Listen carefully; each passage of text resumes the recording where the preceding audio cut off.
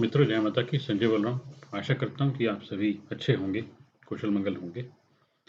आज मैं आपके सामने लेके आया हूँ एक ऐसे सिद्धांत को, एक ऐसे रूल को कि जिसके ऊपर सत्यापित करके आप ये जान सकते हैं कि अगर किसी ने आपको कोई उपाय दिया है, तो उस उपाय की सक्सेस की रेलेवेंस कितनी है। मेरा कहने का अर्थ है कि वो उपाय कितना सटीक है और कितना तीव्र परिणाम देगा, उसका भेद उस उपाय के लॉजिक में छिपा है कि वो उपाय कौन से घर का है। ये तो आप जानते ही हैं कि लाल किताब में जो ग्रह हैं, उनके हर घर के डिफरेंट आशिये हैं, अलग-अलग आशिये हैं, इसलिए उनके उपाय भी अलग-अलग बनते हैं।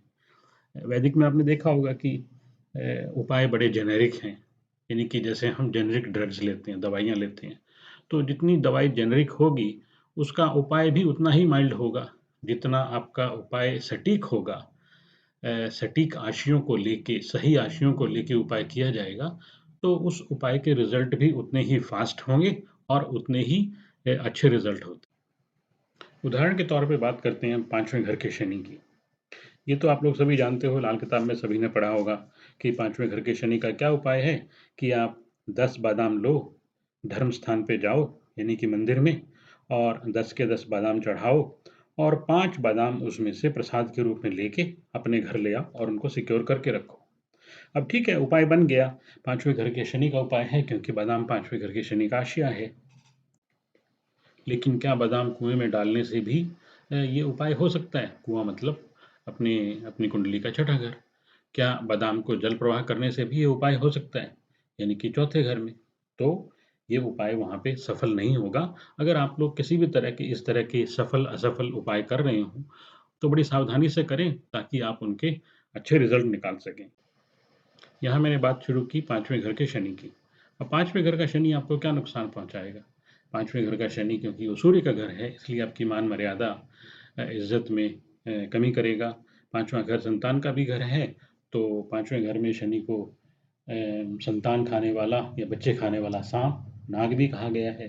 जिनके 5वें घर में शनि हो, तो उनको संतान में बहुत दिक्कत होती है। अगर किसी महिला के किसी किसी के परिवार में अगर बहुत मिसकैरेज हो रहे हों या गर्भपात बहुत ज़्यादा हो रहे हों, बच्चा नहीं ठहर रहा हो, तो आप देखना उनके घर में 5वें घर में पाप ग्रह होंगे, यानी कि शनि, राहु या केतु। केतु तो 5वें घर में हो, तो वो संतान होने ही नहीं देता, और राहु भी बहुत खतरनाक होता है 5वें घर का। कहते हैं कि 5वें घर में अगर शनि खराब होके बैठ जाए और ऐसा इंसान अपना घर का मकान बना ले, तो उसके पुत्र संतान के ऊपर मृत्यु का संकट तक आ जाता है। यानी कि अगर आप शनि के आशियों को मकान बनाना या आदि शनि के जो काम हैं, मकान बनाना आदि अगर उनको छेड़ लें घर में, और ख़ास तौर पे वो लोग जो 48 साल की उम्र से पहले कर लें और बिना किसी उपाय के करें, तो उनकी पुत्र संतान तक को खतरा हो सकता है। इतना खतरनाक होता है 5वें घर का शनि। बहुत से उपायों के पीछे मैंने ये पाया कि अगर किसी घर में, जैसे कि 5वें का शनि है, तो 5वें के शनि से, यानी कि 5वें घर से अगर दूसरा घर धर्म स्थान का है, तो 5वें घर से दूसरे घर तक अगर ग्रह का रास्ता नहीं बनता, तो फिर वो उपाय नहीं बनेगा, वो उपाय नहीं चलेगा। यानी कि 5वें घर में बैठा हुआ शनि, उसकी 10वीं दृष्टि दूसरे भाव पे होती है, इसीलिए धर्म स्थान में उसकी चीज़ें पहुँचाई जाती हैं। यानी कि कोई भी ग्रह अगर खराब होके 5वें भाव में बैठ जाए, तो ऐसा नहीं है कि उसकी चीज़ें धर्म स्थान में पहुँचा देंगे, तो उससे हमें लाभ मिल जाएगा। ये सिर्फ़ 5वें शनि के लिए ही वैलिड है, क्योंकि 5वें घर से दूसरे घर तक शनि की 10वीं दृष्टि पहुँचती है। इसलिए ये उपाय सहायक होता है। तो ये देखना बहुत ज़रूरी है। और या फिर जिस भाव में आप उस ग्रह की चीज़ को पहुँचा रहे हो, उसके आशय को पहुँचा रहे हो, वहाँ उसकी जड़ होनी चाहिए, तो फिर भी उपाय चलते हैं। तो ये है इस उपाय का तंत्र। अब 5वें घर में शनि जो पहुँचता है, तो हम उसको नष्ट नहीं कर रहे। हम सिर्फ़ उसके कुप्रभावों को शुभ में बदल रहे हैं, ताकि हमें 5वें घर के शनि के हमें 11वें भाव में भी इसके असर मिले, लाभ स्थान में, और हमें जो जो लाभ स्थान के 11वें भाव के जो असर हैं, वो आने शुरू हों। अब लाल किताब में ये भी लिखा है कि भई 5वें से 11वें में तो दृष्टि नहीं जाती है। ठीक है, 5वें से 11वें में दृष्टि नहीं जाती है, लेकिन जो 9वें भाव के थ्रू 1, 5, 9 मिलते हैं, तो 9वें भाव के थ्रू 11वें में 5वें के गुणों का मिलान तो होता ही है। तो इसलिए 11वें में वाया 9 5वें भाव के शनि के असर ज़रूर जाते हैं। और मान लीजिए अगर 9वें भाव में आपका शनि बैठा है तो क्या धर्म स्थान में उसके आशयों को पहुँचाने से शनि के उपाय हो जाएँगे? नहीं होंगे, क्योंकि 9वें से जो दूसरे भाव तक छठी दृष्टि जाती है और वहाँ शनि का कोई प्रभाव नहीं होता, ना उसका शनि की कोई जड़ है दूसरे भाव में, तो ये उपाय नहीं चलेगा। तो 9वें भाव में वैसे भी शनि धर्मी टेवा होता है, जो धर्मी हो जाता है। अगर आप बृहस्पति को ठीक रखो तो 9वें भाव के शनि के अच्छे असर आ जाते हैं, यानी कि 9वें भाव के शनि के उपाय धर्म स्थान की बजाय बृहस्पति को ठीक करने से होंगे। अब एक दूसरा उदाहरण लेते हैं। मान लीजिए हम सूर्य को 10वें भाव में बिठा दें और 10वें भाव का सूर्य अगर किसी तरह से आपको खराब असर दे रहा है, तो उसका उपाय बताया गया कि बहते पानी में तांबे का सिक्का बहाओ। तो अब बहते पानी में तांबे का सिक्का बहाना, तांबा सूर्य का आशिया है और 10वें भाव में बैठा हुआ सूर्य अपने गुणों को चौथे भाव में मिलाता है।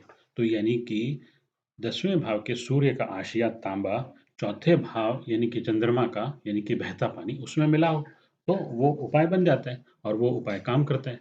तो जैसे आजकल गोचर में जिनका भी सूर्य मकर राशि में आया हुआ है और अगर बुरे परिणाम दे रहा है, पिता के साथ रिश्ते नहीं बन रहे, सरकारी कामों में व्यवधान आ रहे हैं, तो अगर वो बहते पानी में तांबे का सिक्का बहाएं इस महीने में, तो वो अपने 10वें के सूर्य से अच्छे परिणाम ले सकते हैं। तो इस तरह से ये उपाय बना। अब एक और तीसरे उदाहरण से मैं आपको समझाता हूँ कि मान लीजिए शनि और चंद्रमा दोनों 5वें में बैठ गए, यानी कि 5वें में पहले शनि तो था ही, अब चंद्रमा भी उसके साथ आ गया। तो इसके बुरे परिणाम क्या होंगे, इसके बुरे असर क्या होंगे कि आपकी माता की तबीयत ठीक नहीं रहेगी, आपकी माता की आंखों पे असर रहेगा और संतान का तो आपको पता ही है कि शनि 5 में आए तो संतान को तो खराब करता ही है। तो इसका जो उपाय लाल किताब में बताया गया कि आप शनि के बादाम और मंगल के छुहारे अपने घर की तिजोरी में रखें। अब इस उपाय में आपको 2 चीज़ें समझ में आएँगी। पहली ये कि ये जो आशिया है बादाम और छुहारे, ये मंदिर में क्यों नहीं पहुँचाए गए? और दूसरी चीज़, छुहारा जो मंगल का आशिया है, उसी को क्यों लिया गया? बृहस्पति या सूर्य का आशिया क्यों नहीं ले लिया शनि को कंट्रोल करने के लिए? और क्योंकि चंद्रमा खराब हो रहा है, तो यहाँ पे चंद्रमा को मंगल की सहायता दी गई, यानी कि शनि के कुप्रभाव से चंद्रमा को बचाने के लिए मंगल की सहायता दी गई। अब शनि जो है मंगल से डरता है, इसलिए मंगल को यहाँ लाके शनि को कंट्रोल किया गया, पहली बात। और दूसरी बात, आपके घर की तिजोरी यानी कि आपके 11वें घर में इस चीज़ को पहुँचाया गया। अब शनि के लिए तो रास्ता है दूसरे घर तक जाने का, लेकिन न मंगल के लिए रास्ता है और न ही चंद्रमा के लिए रास्ता है। तो ये कारण है कि इसको सिर्फ आपके घर की तिजोरी यानी कि 11वें भाव में पहुंचाया गया। इससे 5वें भाव में मंगल और शनि इकट्ठे हो गए, तो शनि की शरारतें नहीं होंगी, चंद्रमा परेशान नहीं होगा और शनि के बुरे प्रभाव खत्म हो जाएंगे या उन पे काफ़ी हद तक लगाम लगेगी। तो इसलिए मेरी आप सबसे रिक्वेस्ट है कि किसी भी तरह के अप्रासंगिक, नॉन टेक्निकल जो लाल किताब के रूल रेगुलेशन के अकॉर्डिंग जो उपाय नहीं हैं, उनको अगर आप बनाएँगे और करते रहेंगे और असर नहीं आएँगे, तो उसके लिए लाल किताब दोषी नहीं है। अब कई लोगों को आपने देखा होगा कि कोई भी चीज़ अगर 12वें भाव में पहुँचानी है, तो उसको छत पे रख दो। अगर उसका रास्ता ही नहीं है 12वें भाव तक जाने का, उस ग्रह के हाशिए का, तो उसको छत पे रखने से कोई लाभ नहीं होने वाला आपको। उसको चौथे भाव में पहुँचाने के लिए जल प्रवाह कर दो, तो वो चौथे भाव में पहुँच जाएगी, ऐसे नहीं होता। दूसरे भाव में पहुँच जाएगी और मंदिर में ले आओ तो दूसरे भाव में पहुँच जाएगी, तो ऐसा नहीं होता कि सभी ग्रहों के सभी आशिया इकट्ठे करो और 11वें भाव यानी कि गुरुद्वारे में पहुँचा दो, तो क्या आपके सारे ग्रह 11वें भाव में इकट्ठे हो जाएँगे? नहीं, ऐसा नहीं होता। लाल किताब के हिसाब से ये पॉसिबल नहीं है। अब मेरी इस ऑडियो पे या इस वीडियो पे कोई सज्जन ऐसा कमेंट भी दे सकता है कि रावण ने तो अपने सारे ग्रह 11वें भाव में पहुँचा दिए थे। पर हाँ, मेरी जानकारी के अनुसार या जितना मैंने पढ़ा, लिखा, समझा है, रावण ने अगर वो पहुँचाए होंगे, तो वो लाल किताब के रूल रेगुलेशन या उसके आशियों या उसके उपायों को देख के वो नहीं पहुँचाए होंगे। और कोई विद्याएँ होंगी जिनसे पहुँचाए जा सकते हैं और पहुँचाए भी होंगे, लेकिन मैं यहाँ सिर्फ़ लाल किताब के दायरे में सीमित होके इस रूल को डिस्क्राइब किया आपके सामने। जय माता दी, आप सभी खुश रहें, आबाद रहें, प्रसन्न रहें, फिर मिलेंगे।